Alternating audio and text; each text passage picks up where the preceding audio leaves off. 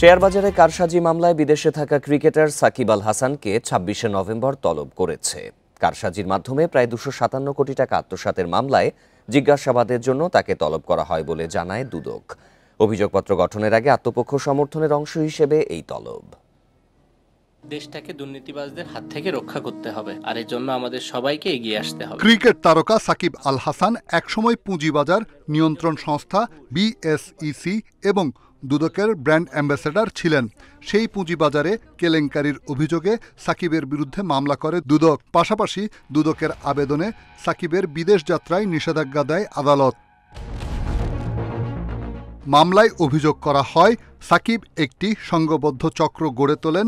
নির্দিষ্ট কিছু শেয়ার ধারাবাহিকভাবে নিজেদের মধ্যে কেনাবেচার পর দাম বাড়িয়ে বিনিয়োগকারীদের প্রলুব্ধ করেন। পরে শেয়ারগুলোর দাম পড়ে গেলে ক্ষতিগ্রস্ত হয় অন্য বিনিয়োগকারীরা। বিনিয়োগকারীদেরকে প্রলুব্ধ করে তাদের ব্যাপক ক্ষতি সাধনপূর্বক ক্যাপিটাল গেইনের নামে অর্জিত অপরাধলব্ধ অর্থের উৎস গোপনের অভিপ্রায়ে লেয়ারিং করে বিভিন্ন খাতে স্থানান্তর এবং হস্তান্তর করার অপরাধে ইতিপূর্বে সাকিব আল হাসান সহ বেশ কয়েকজনের বিরুদ্ধে মামলা রুজু হয়েছিল। দুদক বলছে এই ধরনের কারসাজির মাধ্যমে সাকিব চক্র ২৫৬ কোটি টাকারও বেশি আত্মসাৎ করে। জনাব সাকিব আল হাসান সাবেক অধিনায়ক বাংলাদেশ জাতীয় ক্রিকেট দল ও সাবেক সংসদ সদস্য মাগুরা এককে জিজ্ঞাসাবাদের জন্য তদন্তকারী কর্মকর্তা নোটিশ জারি করেছেন।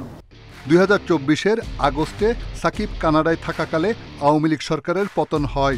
এরপর তিনি আর দেশে ফেরেননি। রিশাদ হুদা, ইন্ডিপেন্ডেন্ট নিউজ, ঢাকা।